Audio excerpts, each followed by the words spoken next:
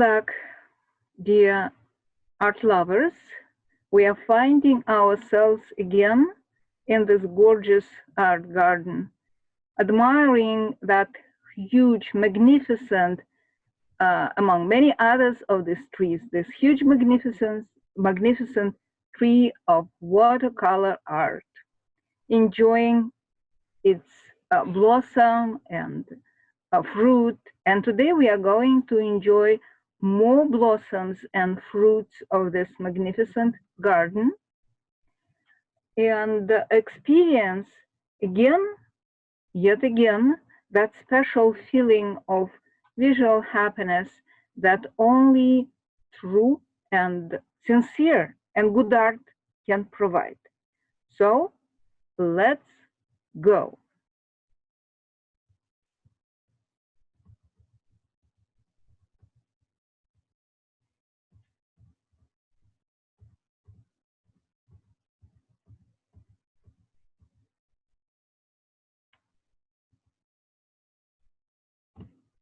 Yeah.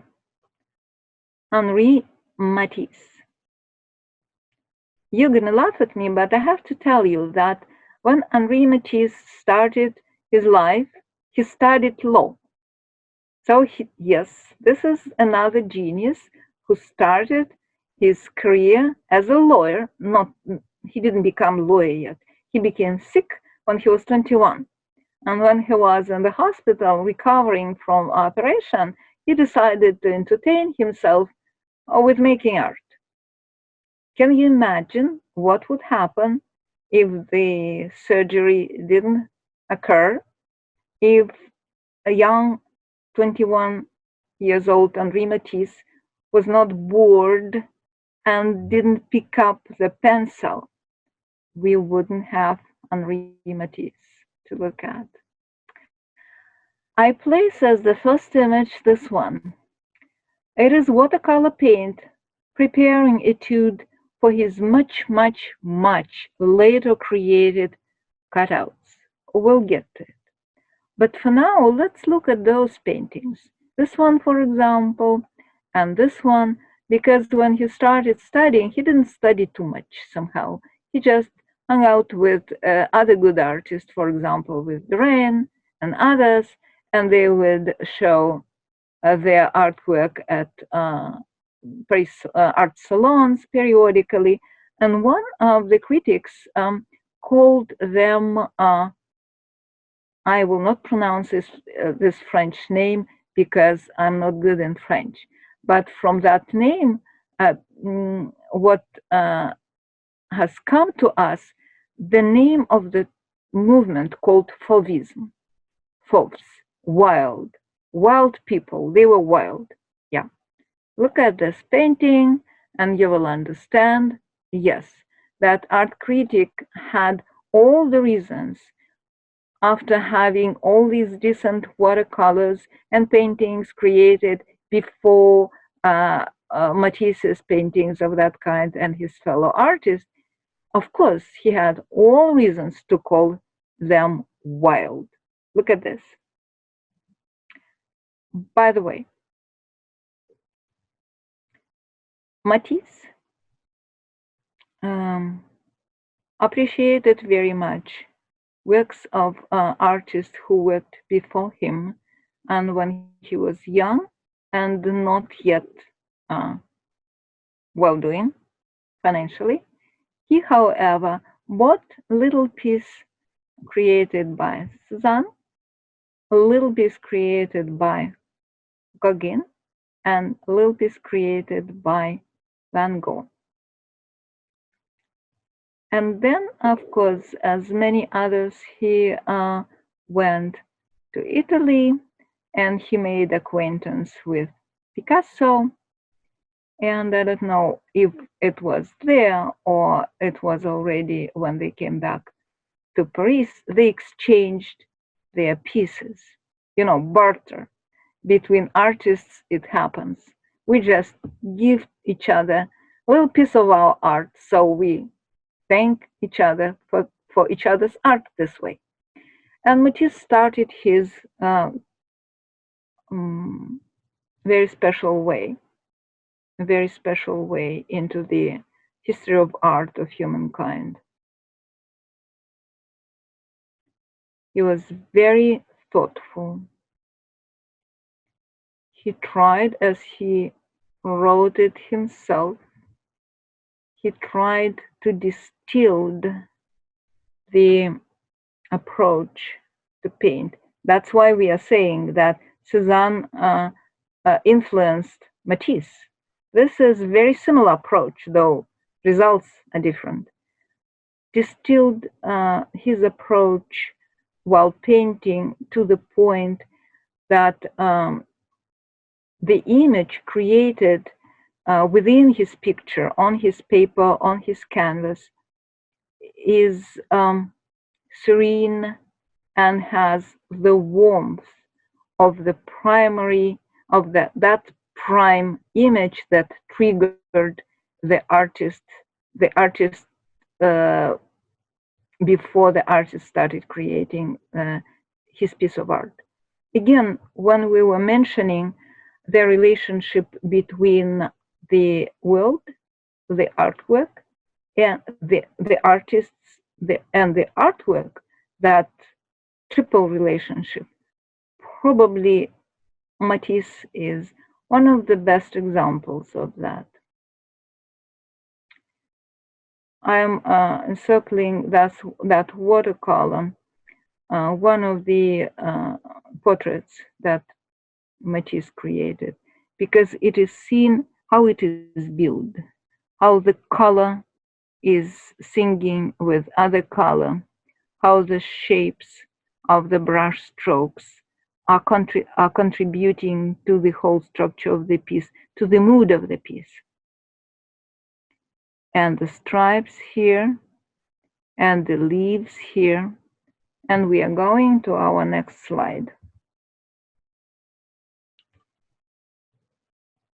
I've chosen these two images thinking that good reminder will not hurt. We all know Fishes by Matisse in his oil painting, and we all know that famous dance piece. I will talk about this piece immediately. And at some point, Henri Matisse decided to make a watercolor having that piece depicted as part of his studio, and he did that. Matisse was not, from the very beginning, well standing financially, but starting from 1908, when Russian collector Shukin started buying from him, the things starting changing. And the story that I love to repeat, and probably those of you who have listened that story already will recall it, and please forgive me for repetition. It is a good story. It's a good lesson for all artists and all art collectors. When Shukin, the merchant from Russia, from Moscow, an art collector, came to Paris, it was mentioned to him that there is one artist not well doing yet, relatively young, Henri Matisse, and it is worth it to spend his Shukin's time and to look into his art, to visit his studio. So Shukin made an appointment with the artist, and because Matisse was a very smart man, very clever, you can see it in his paintings. Being very clever, he didn't want to give away his best paintings. So he put the best paintings behind other paintings and just covered them as good as he could. And then Shukin came and started looking. And he was looking, and he was looking, and he was looking, and eventually he uncovered those hidden treasures. And he took it, and he bought it. And from this point on, the relationship between these two men established in 1910. In 1909, Matisse was commissioned to create his two famous paintings, murals, Dance and Music, for Shukin's house. And in 1910, he came to Russia to oversee the installation. And he was absolutely impressed, not only by architecture and culture and everything, and by hospitality of Russians, which is well known, but also by Russian icon. And that impression he brought with him back to France. And some people can see how the simplicity, that special simplicity that one can find in iconic painting, that one can find in Petrov-Vodkin's paintings, can be found in Matisse paintings. Look at that. As simple and as serene as one can imagine. This one and this one. Matisse, as many other artists, did have favorite models. Some of them were just members of his family, and one famous model was Lydia Delektorsky, whom he depicted in many, many paintings. I think this is the one, though it is not said there. This is the one. It so happened that I did have a chance when I was a young girl studying art in one of my art schools. I studied with the niece of Lydia Direktorsky, who was looking a little bit like Lydia, and which means as Matisse's paintings. That was very inspiring in a way.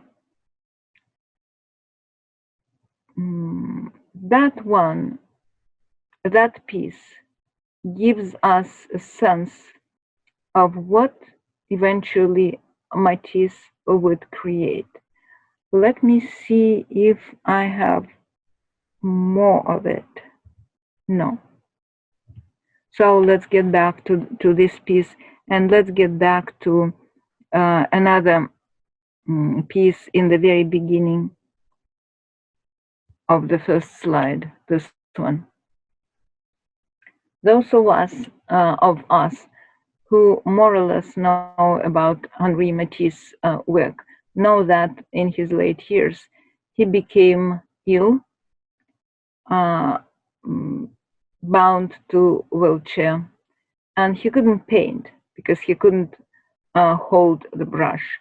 So he created his own special way of creating his art.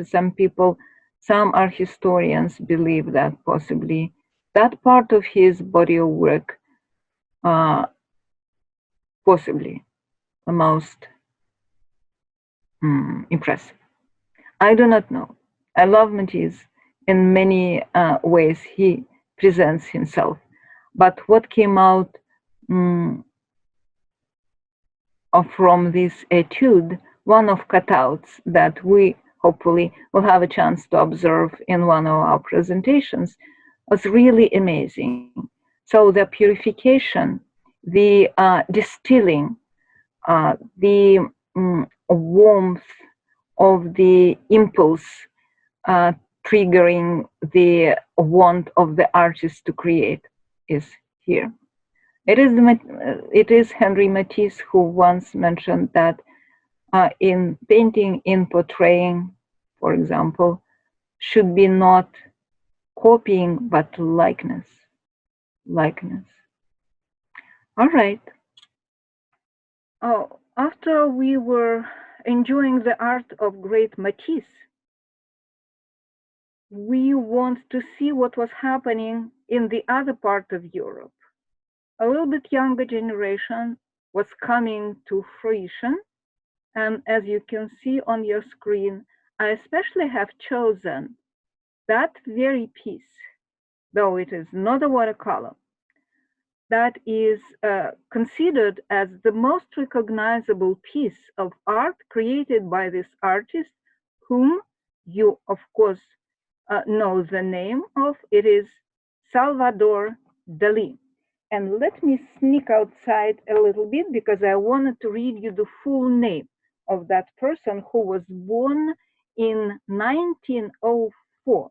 His full name is Salvador Domingo Filippo, Jacinto, Dali, and Domènech, and later Marquis of Dali de Pubol. So Dali, very interesting, very controversial, very recognizable, and actually very influential person and his art.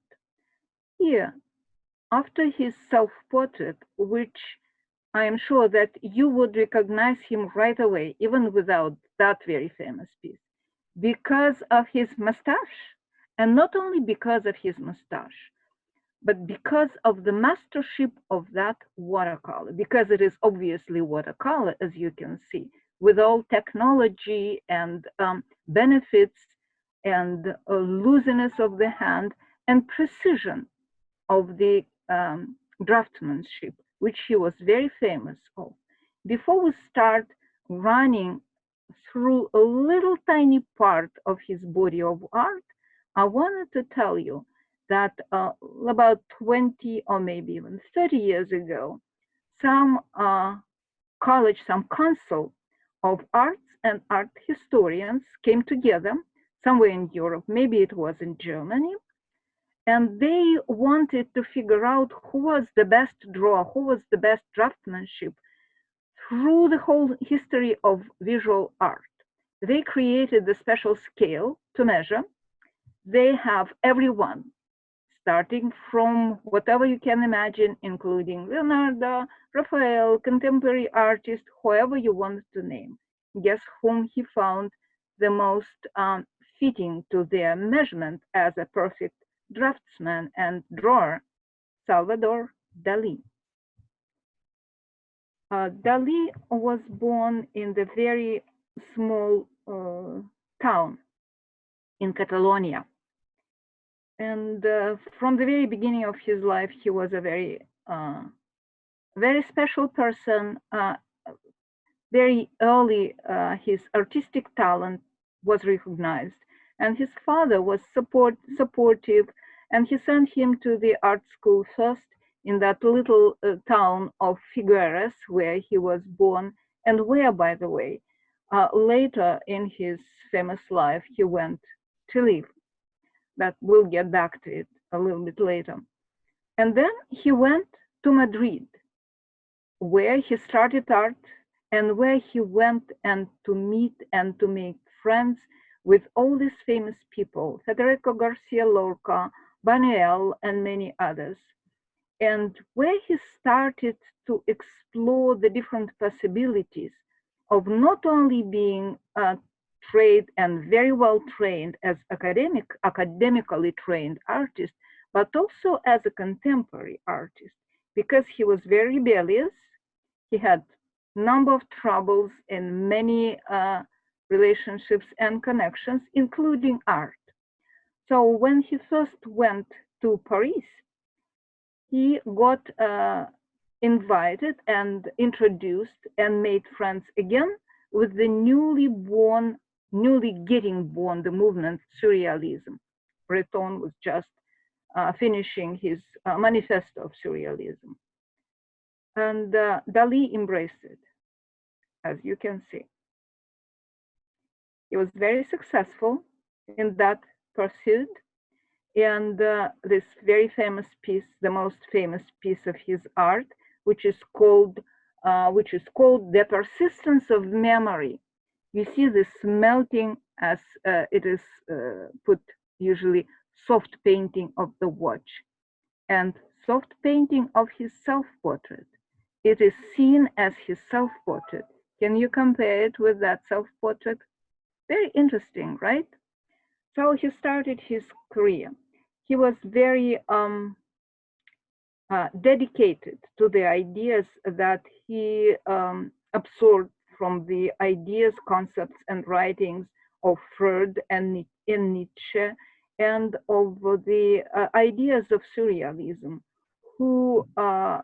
which were aiming, which was aiming at implementing the subconsciousness of the person into the art making. So Salvador Dali created his own, not theory, but approach, which is called paranoia critical method, which is aiming at approaching and getting involved into the art making, artistic subconscious for greater creativity. Believe it or not. Well, you better believe it. Dali has created a lot of things using all the media imaginable. As you can see, this is watercolor, of course, oils, and he did sculpture, and also he did installations. And he was the first artist who used hologram. He was very interested in technology, science, mathematics, nuclear physics, I don't know, theater, design. I don't know what is the sphere where Dali couldn't find his interest to contribute. Let us see some watercolors that I have chosen from the huge collection of his art. He was a kind of workaholic, in spite of the strange behaviors, in spite of the strange images that he was using. He was working, I don't know, probably around the clock. So let us see what is there. First, I wanted to show you that piece. See? That piece is not only the preliminary etude for his bigger pieces, it is also a collage. And in this collage, he has been using an image created in the other work of his beloved wife and muse, Gala, or Galarina, how he called her. He met Galarina, when he was in Paris in 1925, I believe, and in 1929, they already were together. He actually had stolen her from Paul Eluard, the poet who belonged to that surrealistic movement. So Gala became his muse. And when you see, for example, that preliminary etude for one of his bigger painting, showing his interest in nuclear destruction of the material world, I want to assure you that as a model of his piece, he was using Gala. He was very often used as his model. Dali was traveling a lot, Dali with his Gala. In 1930, he was back in Spain. In 1934, he was in the United States with lectures and shows, relatively rather successful, and in 1939. And he kept working. He had a lot of commissions. Let us see what else we have, because here we have the piece that Dali created, watercolor piece, that he created for Divine Comedy. I believe that this is the Dante himself presented here. Let's see what else we can get. Another illustration for Divine Comedy. This is the piece from another commission called Biblical Sacro, something like that, something for Bible.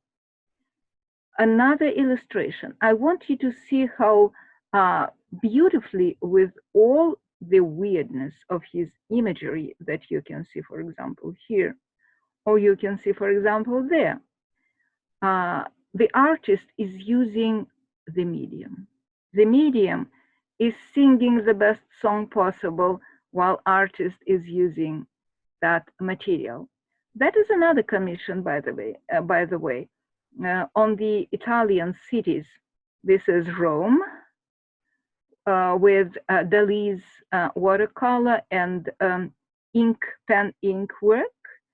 And the crowns of the trees, by the way, are done not with transparent watercolor, but with opaque watercolor that we are using at our art sessions as well. Another illustration over here, double illustration, Cervantes possibly. And that one is the illustration for the 1001 Night Stories. He illustrated so many things, so many things. Another one, and this is for the Alice in the Wonderland. This is Alice. This is the Pond of Tears. And these tears are very Dali-ish, so to speak. You can see the three-dimensionality of this and all the reflections and all the rather weird combinations of shapes and spots and lines. I wanted to tell you that at one point, Dali was able to visit his idol, Sigmund Freud. Stefan Zweig helped him to get introduced to the old man, who was already not accepting visitors, sitting home, old, not well, disenchanted with the world. But he allowed Dali to come. So Dali came, sketched the portrait, and obtained the approval of an old man. That was mentioned in one of the letters to Stefan Zweig, and Dali was very proud of it. So with all this niceness, with all these beautiful pieces created by Dali, together with some strange thing, I wanted to finalize that tiny presentation of that master with that piece. So you do not forget whom we are dealing with. We are dealing with the person who created the method called paranoia critical method. So it is. Let's go and see what's happening. What's happening across the pond? We are getting to the United States of America. In 1920, young boy named Vostanik Manuk Adoyan, Armenian, came to the United States. In 1916, he and his mom escaped Armenia, escaping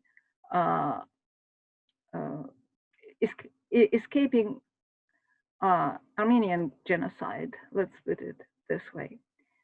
On the way to the shelter that he eventually found here in our country, he lost his mom. Mom died in 1990.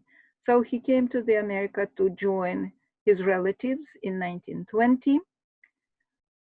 And he became eventually, in only 24 years, no, 28 years, he has become to be recognized as the father of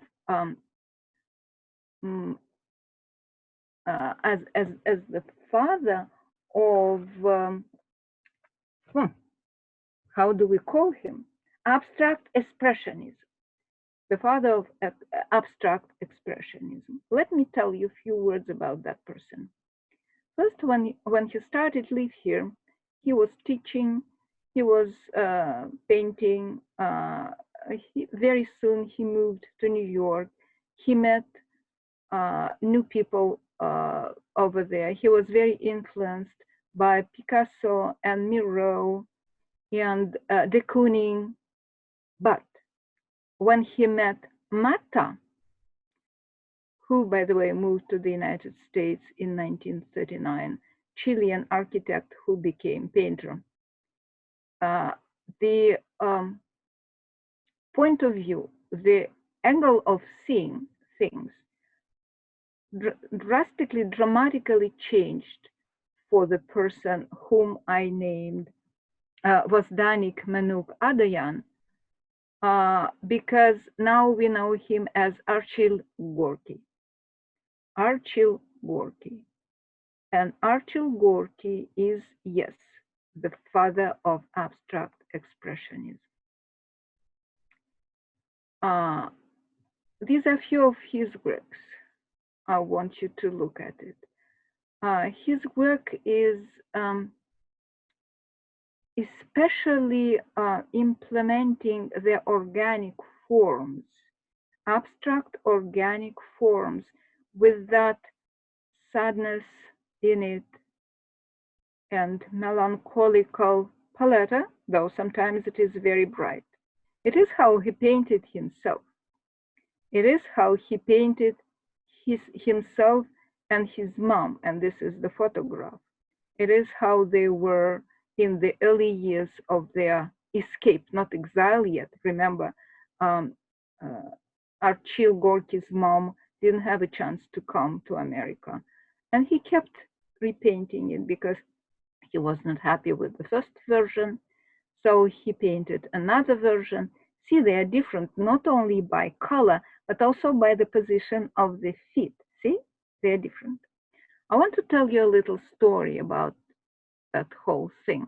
Not only Archil Gorky contributed to his new country that beyond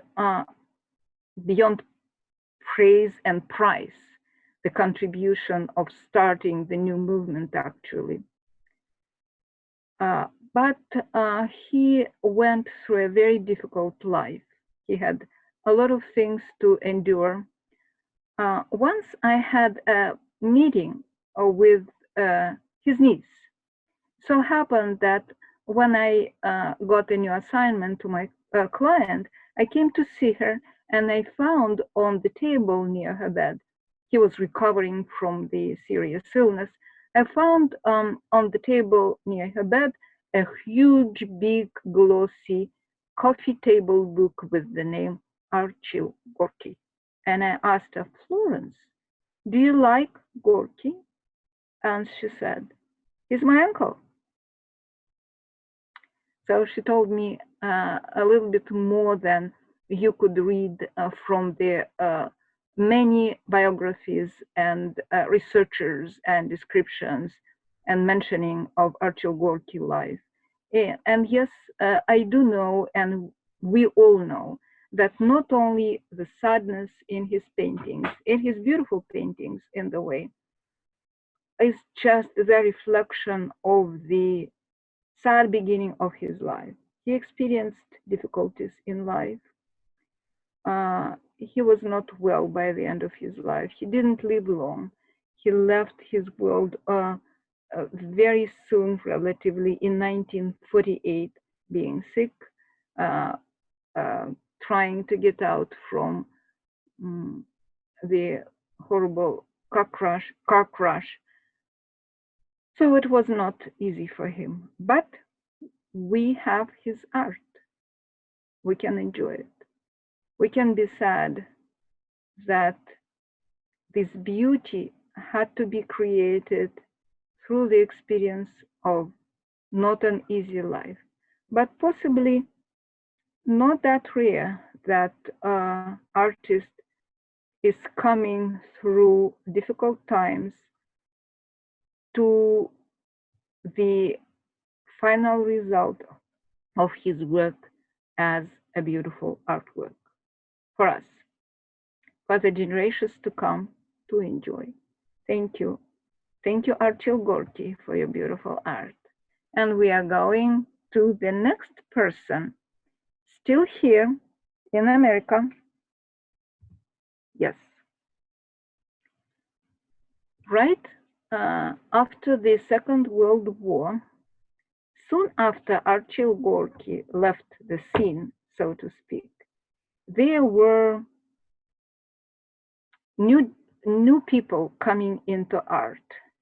And one of the groups is very interesting. There are 5 women artists who is usually called 9th Street group. They started showing themselves in the very beginning of 50s. The first show was 1951. The group were Helen Frankenthaler, we will be talking about her a little bit, Elaine de Kooning, Lee Krasner, Grace Cunningham, and Joan Mitchell. They were 5 brave ladies who managed to get through the obstacles of not being accepted in the galleries because they were women. So the first show that they were accepted among 11 other women and 61 men to the gallery that was located in New York, in 9th Street. Artists themselves rented the space of the empty storefront and created that show. So from those 11 ladies, 5 of them whom I just named, they launched a very prominent career in painting. Their works are in the museums, their works and their lives, their careers are subject of endless art historians, researchers, and books, etc., etc. So Helen Frankenthaler was born in 1928. So in 1951, he was a young girl in New York, trying to get into that field of art. Being born into a wealthy family, she decided that she would abandon all the promises of calm and rich and otherwise regular life of the rich housewife, and she went into art. She managed to get support from the very influential art critic Greenberg. With his support, Helen managed to show her invention, and her invention was staining.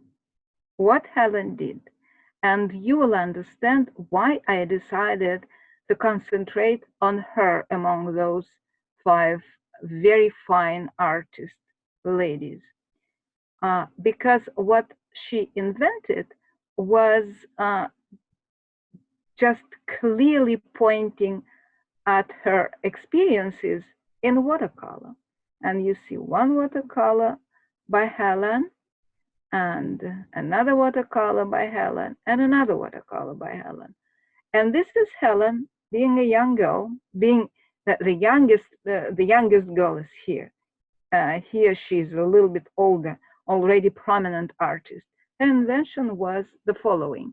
She would take paint and thin it and start thinning it to the condition of the liquid. And that liquid was poured onto the unprimed canvas, laying on the floor, like here, or like here. And that approach would create through the time, because the time was needed for unprimed absorbent canvas to absorb it. It created that wide areas of bright or subtle paint overlapping each other, creating actually the feeling of space. This is one of Helen's works on the wall. And Greenberg, after one of the shows of her art, called it a revelation, and Greenberg coined the name of that new trend that Helen actually brought into being. And the name was post-painterly abstraction. Post-painterly abstraction. Another name that this prominent, famous Clement Greenberg created was color field. Artists who created those abstractions, abstract paintings were named more or less relatively as painters who belong to the color field trend, which is true. Helen was with us for a long time, and he left this world in 2019. So she started as a young girl, and she was very beautiful. And she kept being beautiful when that photograph was taken. I think that this is the photograph from 1984, something like that. So, Helen, we are still in America. We are going to be in America for one more artist. And as soon as we get to that next slide, you will understand why we had to do it. Because, let me get there. Yes, because this is Georgia O'Keeffe. Georgia O'Keeffe lived a very, very long life. He actually was born at the very end of 19th century, and he lived almost 100 years. Good for us, good for her, good for everything. I decided to put that, yes, one more thing before we run, to enjoy Georgia O'Keeffe art. In most parts, Georgia O'Keeffe worked in watercolor. All these gorgeous, outstandingly gorgeous pieces are created in the medium of watercolor. So we are dealing with serious instrument there when we pick up our brush and put it in watercolor paint and bring it back to our paper. We are in a good company of Georgia O'Keeffe. So, Georgia O'Keeffe, you see, that image is very telling because it's not only showing the paintings of Georgia O'Keeffe, very famous flowers of hers.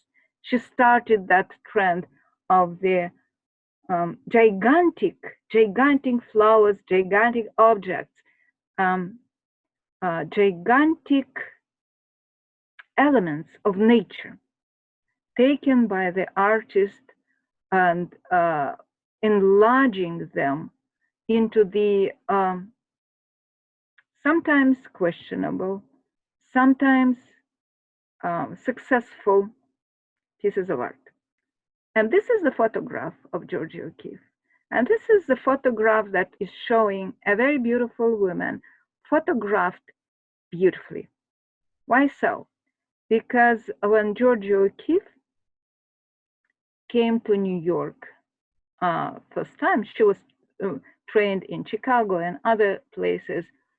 And this is one of the places, one of the colleges that she was working and training in Virginia. She was teaching and exploring possibilities of art. You see, her work here done is in watercolor, by the way. It's quite different from what we used to see. So she came to know the prominent photographer Stiglitz. He photographed her frequently, and he was his model for a long time. Eventually, he asked her to move into New York because he started showing his art.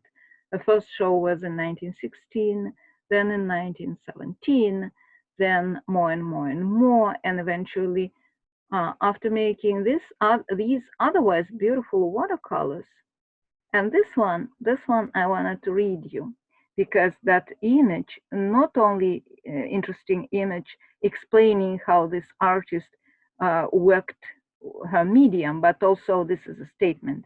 I found I could say things with color and shapes that I couldn't say any other way, things they had no words for. She was a very smart lady, this Georgia O'Keeffe. And you can see it in her paintings.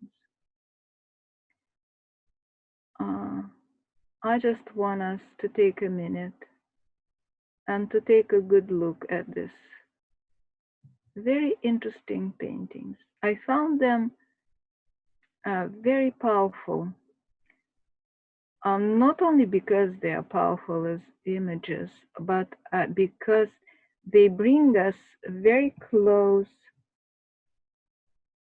next one, very close to the condition that later was named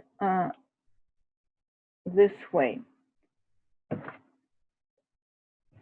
George O'Keeffe was one of the first American artists who started practicing pure abstraction. You can say that. She came very close to this. And she was called, by the way, the mother of modern art, this George O'Keeffe. In 1929, she started spending her time in New Mexico near Santa Fe. This is the place where, to my surprise, a lot of successful artists and sometimes artists and of any other trends of art, kinds of art, are moving eventually when they are reaching their successes. And I even asked someone, why Santa Fe? Why New Mexico? What is so very special there? And I was given an answer. When you go and try to see this air, this space, the quality of visuality, you will understand it. So I think that George O'Keeffe, who eventually moved to New Mexico permanently, especially when her husband, because they married, photographer and gallerist Stiglitz and George O'Keeffe got married. But after his departure, she moved to New Mexico and established her permanent place over there. I took this photograph and included it in our collection just to show you how it was happening. This is George O'Keeffe, not a very young girl anymore, still beautiful, starting creation of her new painting. And this is the landscape which she is observing. And these are the landscapes that she created, kept creating over there. Not only landscapes, I thought that this tree is quite telling. And this composition of landscape and trees and color-wise amazingly composed. It's also bringing us to the idea of the very high generalization of shape and color and composition that allows us, yes, to agree with those who considered George O'Keeffe as one of the first artists who used pure abstraction. It is almost pure abstraction. George O'Keeffe loved also using the bones. One of her watercolors presents the skull of one of the desert animals here. I included that piece in the collection presenting George O'Keeffe because though it is probably done as a generalization of the landscape near Santa Fe, but it is actually abstraction. And the connection, the relationship between the art of these three artists that we just enjoyed coming back: George O'Keeffe, Helen Frankenthaler, Archie Gorky, and crossing the pond back, Salvador Dali in his paintings and compositions of different kind, they all were inclined to generalization of abstraction. So Giorgio O'Keeffe left this world in 1986. In 1997, the museum of her was open in Santa Fe and also in Ohio. And the studio and her house where she lived in Santa Fe was named as National Historic Landmark. It happened in 1998. So, Giorgio O'Keeffe. Now we are going to cross the pond again and jump to the island of Great Britain. We have Henry Moore.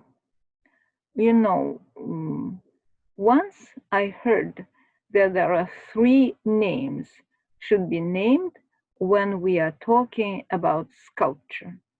One name is Michelangelo, another name is Rodin, and third name is Henry Moore. Yeah, it is what people say. Time magazine at one point, I cannot see the date of it right now, Time magazine put the portrait of Henry Moore on its cover, which means something, right?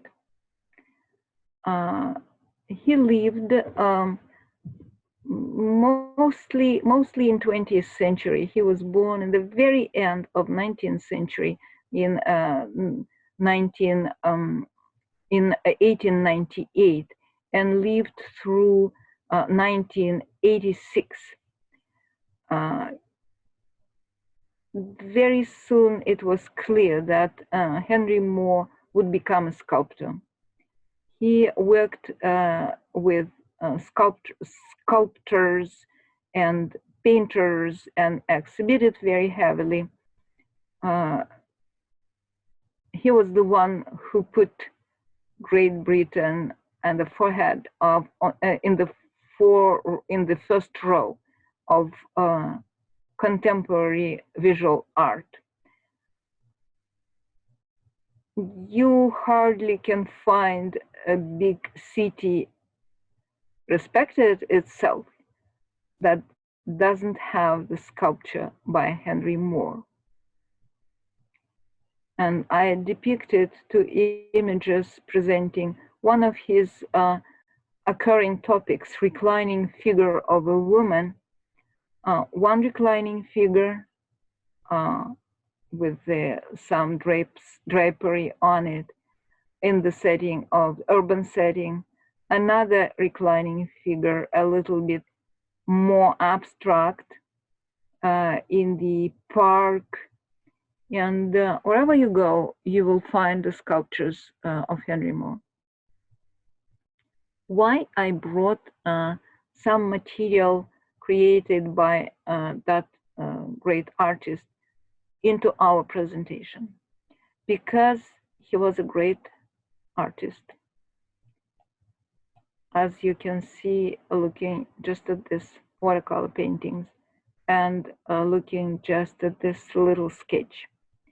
And when he was working on the topic of reclining figures, he kept creating very interesting etudes, and he heavily used watercolor as the medium. So I started putting together a little collection of specifically reclining figures of women for us to see how the thought of the great sculptor Henry Moore is getting developed.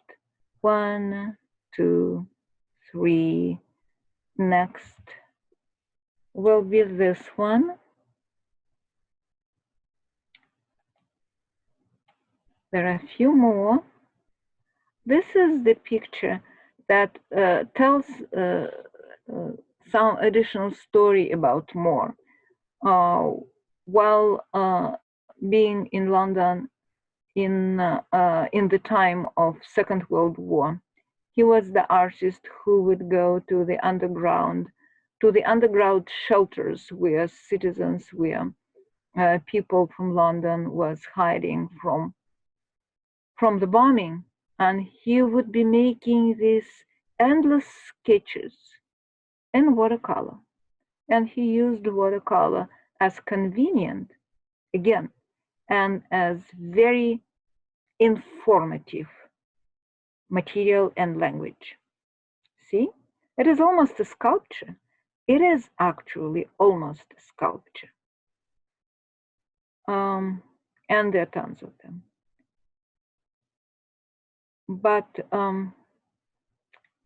after all these years of fame, all the praises, and full fellowship in Royal Academy, and the medals of different honors from different countries, from all the Europe, it is said in one of my sources that one of the most exciting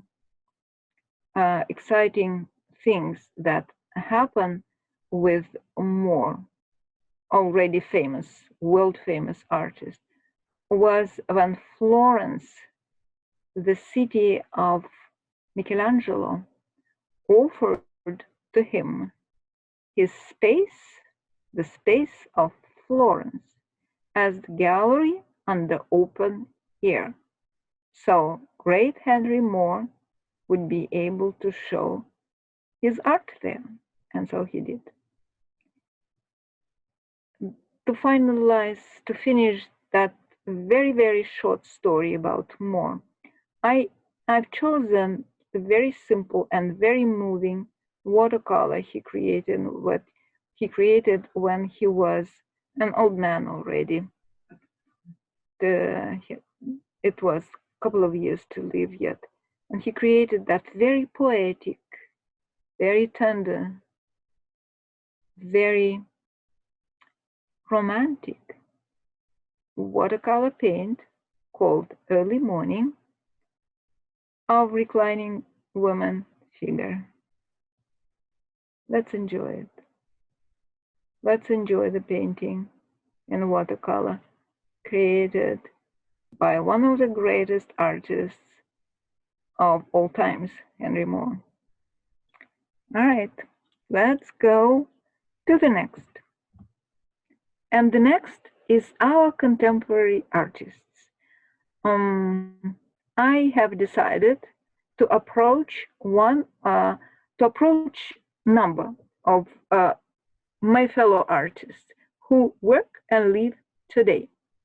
One of the pieces, this one, you can see behind me over there. And the same piece is presented on our inviting page, title page. The name of that artist who created those watercolors in his years of traveling around Estonia and other places. He is from St. Petersburg. His name is Nikolai Cherny, and he also has credits in helping me to compile and to collect that body of presentation. Thank you, Nikolai. And next will be another very good painter with completely different approach to watercolor. Look at this light. Look at the easiness of manipulating the medium, and look and feel the air of those paintings. This artist lives in Jerusalem. Her name is Tatiana Pogorelsky. He paints oils as well, but I asked her for her favor to be able to show her very light, beautiful watercolors that people enjoy all around her, Facebook and the world. And next will be a person whom, let me jump one slide further and then I'll be back, whom you met at Art Salon. It is Jacob Higginbottom, who had his presentation at Art Salon at our place about a year ago, a little bit less than a year ago. I just took his photograph taken just in front of one of his paintings, so you would recognize him. So let's get back to the first slide of his work. Venice should be there. Yeah. Did I tell you that there is no artist in the world painter, who would travel to Italy and didn't get inspired by the waters of Venice? This is Spain, by the way. This is our place where we work and live, South Boston, Fort Point. And this is that very special Melcher Street that curves it. And Jake depicts not only the curve, but the tensity, but the tension between sky and architecture. Jacob is architect. You may remember he told about it at his presentation. And he loves watercolor as medium. Actually, it is his only medium. On the side that he's not creating here art projects, he's painting watercolors, and he paints a lot. He paints a lot, and he's very popular among art collectors, that I know for sure. Look at this one, and at this one. Look at some pieces on Nantucket. This is the one, and other pieces. The sky is gorgeous. The use of watercolor that runs over his painting is gorgeous. He is the master of the flow. He is the master of the flow. And then the flow stops and he creates that watercolor of Shaker's house. And then he creates the depiction of Brooklyn Bridge. Look at the precision of each line. This is the hand of architect. He knows how to build the structure. And the shadows of these trees and that painting. And what is the next? The next should be this one. He is very poetic, this J. Higginbottom, isn't he? And the flow. And this is the combination of being poetic and being a master of the flow. Is it a hurricane, or is it just the pleasure of playing with material? I don't know. I would allow him to do whatever he wants, because that is very good. All right. And we cannot complete our watercolor presentation without mentioning the name of Andrew Waith. I put here his picture, though it is oil, because this is one of the most recognizable pictures in American art. Andrew Waith is an American painter. What is very special? All the rest of it, all the rest of the images are watercolors. What is so very special in his watercolor? Andrew Waith is called people's painter because, as it was said in one of my sources, public likes his art, which is okay. Yes. What he says himself, that when he depicts the objects of his paintings, And very often these are the same very objects, because his summer house is in Maine, by the way. He was our neighbor. He lived through 2009. He's not with us, unfortunately, anymore.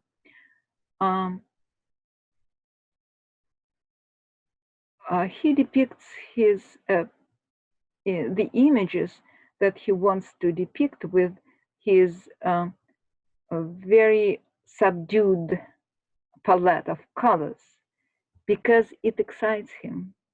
It's abstraction, abstract excitement, and emotional excitement. And the beauty of it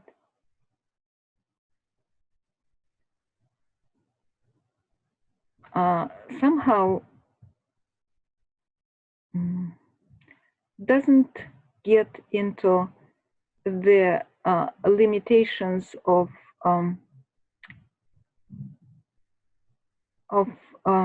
explanation. Some people say that it is felt the current of emotional tension.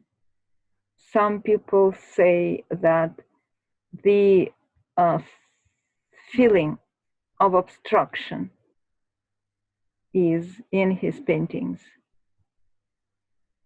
Yes, they are very emotional.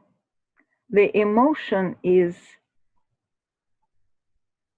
felt strongly, and it is expressed with the mastership of the watercolor paint. I just thought that we must see it. Just look at the screen and appreciate the beauty of that painting, the flow of color, the subdued palette, the emotional undercurrent, a highly generalized, almost abstract idea that it proffers to us. And the sheer beauty, So watercolor art has become a very serious art, very much. So next time when you come to open art session, when it's open, fortunately, it will happen, I know. Just take your work as serious as all these masters did. But before we part, I want to show you something else. Yeah. We are completing the full circle here, almost. As we said in the beginning, watercolor was used as a technical material for illuminating, for creating some projects, for doing this and that, etc., etc. I want to let you know that it is still in use in this case. It so happens that one of the best art schools in Europe and Russia as well, which is called, it's a long name, and I called her Stiglitz Academy because I was honored to graduate from there in my young years. It is the St. Petersburg State Academy of Art and Design, named by A. Stiglitz or Stiglitz. Why so?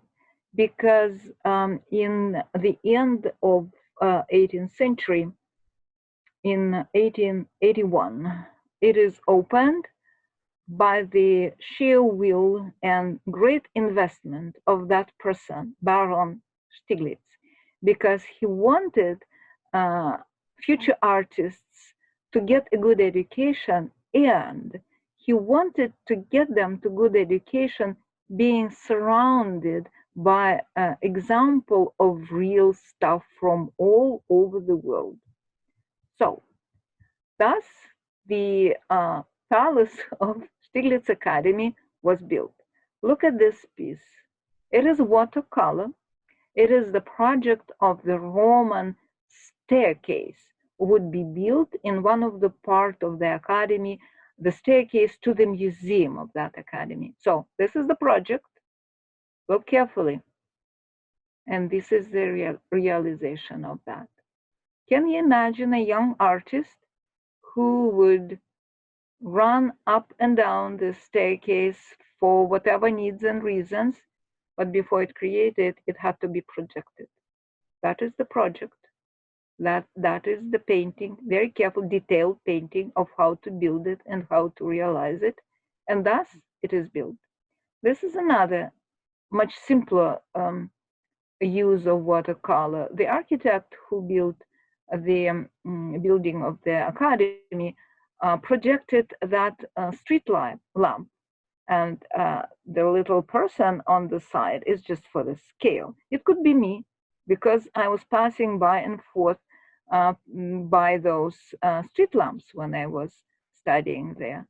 This is another picture created by the same architect, the square just across the street where the academy stands.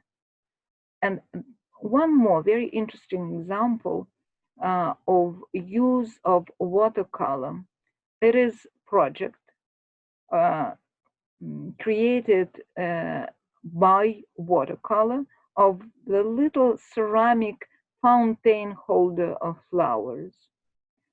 That thing would be created later. It was done by the student in early years of the existence of the academy. And that is another example, as with Hermitage paintings, where the technical need brings us to the point where the material becomes the matter of art. I do see that piece as a piece of art, not only as a project. So when I was a young girl, I had to use watercolor to make projects as well, because in those times we didn't have computers. So we had to accomplish whatever we projected in watercolor. So watercolor is my friend. This is another example of watercolors. This is the example of pages of the book presenting different kinds of trees. Here we have the willow tree. Here we have the oak tree. And here we have the apple tree.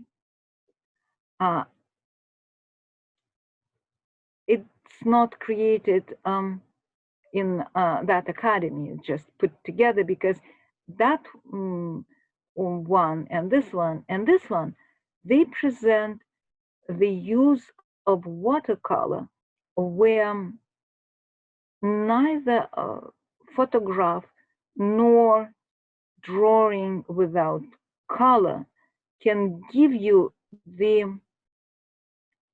information, not only visual, but also educational. See what watercolor can do. A lot of stuff. I would like to add to the previous showing. Let's get back to the previous slide one more time.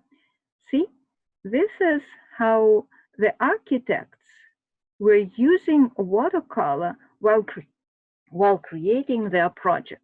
This is one of the examples, another example, and this is a very telling one. This is the project, watercolor painting, that was realized in that actual interior of the Art Academy in St. Petersburg, Russia. State Academy of Art and Design in St. Petersburg, named by its founder, Baron Stiglitz. No relation to that Stiglitz who photographed Georgy O'Keeffe, because that Stiglitz lived in 19th century. So to add to that information, I wanted to show you something else. Watercolor has been used in much later projects of architecture. For example, this one is just pure watercolor etude created for the project of the King Cross station in London, aiming at seeing how would it be looking when that new building uh, uh, built into the area that it was supposed to be built. And though computer checkings were done, analysis were done, but somehow the architects and builders and town planners were not satisfied with the result. So they decided to look at it through the artist's eyes. And thus, that painting was created. Just plain watercolor. The medium and the approach to this medium is well known to you. And this approach to the medium of watercolor may be not known you that well, because for the greenhouse of the botanical some institution was used airbrush. Airbrush was frequently used in the time when that project was created, which means the second part, maybe the last quarter of 20th century. Airbrush was using primarily watercolor to present the projects as they would be looking. Again, the computer were not in use. The computer equipment was not used in those times just because they were not available that widely. So people wanting to present it as much exact as possible, they were using the ways of three-dimensional perspective structure and airbrush. This one is a very interesting one. I've chosen this one because that one allows us to complete the full circle. Remember, when we started that presentation, we started it with cave paintings in France. Here we have another, it's not a cave yet. It is the project of remaking the cave near Naples, Italy. Ancient caves used by old Greeks as the aqueduct structures, and then later as a place for the stones for buildings and many other purposes. Now it was decided to turn these caves of 500 of them into the tourist attraction. So the sketch was created by architect Aldo Rossi, just rethinking the idea of the cave. So we started in the cave and we are, well, virtually ending our journey of observation of the use of watercolor in the cave, but not yet. You just wait a little bit and I will show you something else. Here we have the thing that has official name as fashion illustration. This is truly fashion illustration. This is something like fashion illustration and kind of structural design because it is done by Versace. You see, Versace created that image and then it was created into dress. This is just the fashion illustration presenting us with the idea of the fashion of the day. And we are going to dive into the whole ocean of different approaches. How different people would illustrate the mood of the day in fashion. And I have chosen, of course, only those that were using watercolor. But I have to tell you that watercolor and opaque watercolor is one of the most usable and favorite media for fashion illustrators. Not for all of them, but for many. This one is perfect example. This one is fashion illustration created in the house of Dior. This is a piece, a vintage image of 1950s design. This one, I know that though it is not looking exactly as his final results of the fashion looking like, Alexander, uh, let me check how to, Alexandra McQueen. Alexander McQueen, very famous designer. Apparently, he was very comfortable with that medium as well, not only with all many media that he was using for his designs. Another very playful, beautiful image that presents you an interesting approach I found in that ocean of different fashion illustrations. That is approach that presenting the dress derived from the image of a flower. These two. Interesting, isn't it? We could find, and we will find some fashion designs just sprouting out of that idea of creating some image for our everyday use from nature.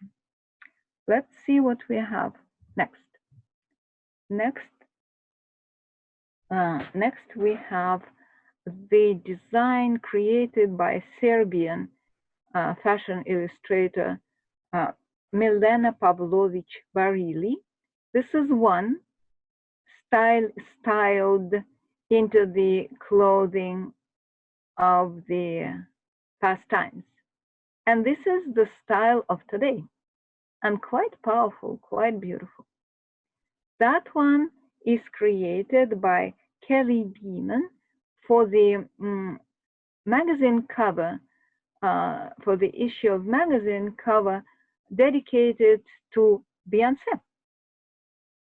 This is another piece created by the same fashion illustrator, Kelly Beeman. And that one, though also using opaque watercolor, and I assure you that this is exactly opaque watercolor or gouache, because it is set so in the within the source that I was taking the images from. That one is done by Isabel Feliu, and it presents the so-called big women. See, the fashion illustrator thinks that they look very powerful, and I think so as well. What else? That one is very special. There was a very famous artist of Russian origin, very famous in France art, Sonia Terk-Delaunay. And Sonia Terk was an abstract painter who created together with the poet Apollinaire the so-called simultaneous art that was used and implemented in many, many later art projects, when poetry and visual art, when visual art and music, and when visual art and dance were melting into each other. But Sonia was doing many different things as many visual artists, and she created those fashion illustrations. And though I am sure that she was using in her time the stencils for each color, but what paint she was using to use through the stencils was opaque watercolor or gouache, because it is very flexible medium and very friendly to the user. Okay, let's go further. That is a special treat for you. That is the artist of today. Look at it. That is so interesting and so prolifically used the medium that was available for the artist, which is called, whose name is Ashraf Amiri. Ashraf Amiri. He's himself presenting to us his image. Interesting thing here that not only he is inclined to the surrealistic imagery for some sort of, remember Dali that we started our journey today with? But also he has his own personality in these very simple images, but very elaborated. So after some doubt, I decided to include him in our art journey. What else? What else we have? I couldn't avoid using that piece with the mastership of the using of the brush. You see, spots and puddles and brush strokes and lines and pen work and everything. And that is a special last piece that I thought would be fun to look at, because this is the fashion illustration for the projects for the inauguration dresses of Michelle Obama. You see, everything goes to today. Everything that we started exploring 20,000 years ago, everything is coming to today's beautiful art, even in that seemingly not exactly artistic, but actually very artistic and artistically presented material. So our journey is done. To my regret, I have to thank you for your attention. I have to express my hope that you enjoyed the journey and that you will come to the Garden of Art again soon, because we are going to treat you with another tree of art. So please come. Thank you.